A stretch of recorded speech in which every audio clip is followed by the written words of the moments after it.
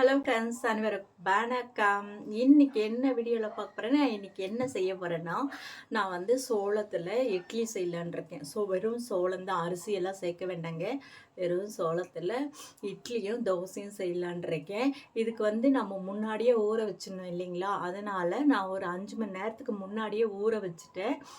ஊற வச்சது வீடியோவும் எடுத்திருக்கேன். அதே மாதிரி அரைச்சி வச்ச வீடியோவும் எடுத்திருக்கேன். அது 2 ஆட் பண்ணி போடுறேங்க.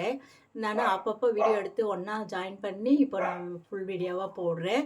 சரிங்களா? எப்படி செய்கிறதுன்னு பாருங்கள். இது வந்து சாதாரணமாக எல்லா இட்லியும் செய்கிற மாதிரி தான் சோளம் வச்சு செய்ய போகிறோம். இது புதுசாக பழகுறவங்களுக்கு யூஸ்ஃபுல்லாக. இப்போ பார்த்திங்கன்னா நான் ஒரு டம்ளர் நிறைய சோளம் எடுத்திருக்கேன். வெள்ளை சோளம் தாங்க. இதை நல்லா தூசெல்லாம் இல்லாமல் சுத்தமாக எடுத்துக்கலாம். 1/4 டம்ளர் அளவுக்கு உளுந்து எடுத்து வச்சுருக்கேன்.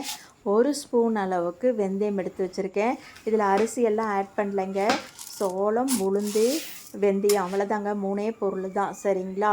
இதை நல்லா 4-5 வாட்டி கழுவிட்டு ஒரு 5 மணி நேரம் ஊற வச்சுக்கலாம். 5 மணி நேரம் கழித்து நாம் அரைக்கலாம்.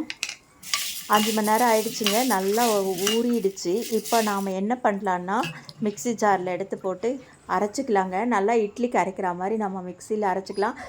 நிறைய இருந்தால் கிரைண்டரில் அரைச்சிக்கோங்க. நான் மிக்ஸி ஜாரே அரைச்சாச்சு.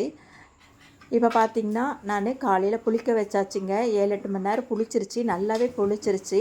இப்போ இட்லி ஊற்றிக்கலாங்க. நான் தட்டு இட்லி மாதிரி ஊற்ற போகிறேன். அதனால் ஒரு பாத்திரத்தில் தண்ணி விட்டுருக்கேன். ஒரு மேலே துணி கட்டி ஊற்றிருக்கேங்க.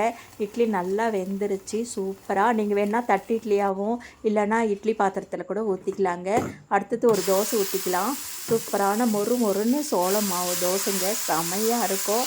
நீங்கள் இந்த மாதிரி செஞ்சு பாருங்கள். சாதாரண தோசையை விட இது நல்லா சத்தாகவும் இருக்கும், டேஸ்ட்டாகவும் இருக்குங்க. இதுக்கு நீங்கள் எந்த சட்னி வேணாலும் பண்ணிக்கலாம். நான் கொத்தமல்லி சட்னியும் இட்லி மேலே நல்லெண்ணெய் தடவி இட்லி பொடியும் தூவி சாப்பிட போகிறேங்க. செமையாக இருக்கும். நீங்களும் அந்த மாதிரி செஞ்சு பாருங்கள். இப்போ பார்த்துருப்பீங்க, இட்லி, கொத்தமல்லி தழை சட்னி, தோசை 3 செஞ்சுருக்கேன். இதோட ஃபுல் வீடியோ வேணும்னா என்னோடய சேனலில் போய் பாருங்கள். வீடியோ ஃபுல்லாக தெளிவாக இருக்கும், பார்த்துக்கங்க. சரிங்களா? அந்த வீடியோ பிடிச்சிருந்தா லைக் பண்ணிவிட்டு ஷேர் பண்ணிவிடுங்க. பாய்.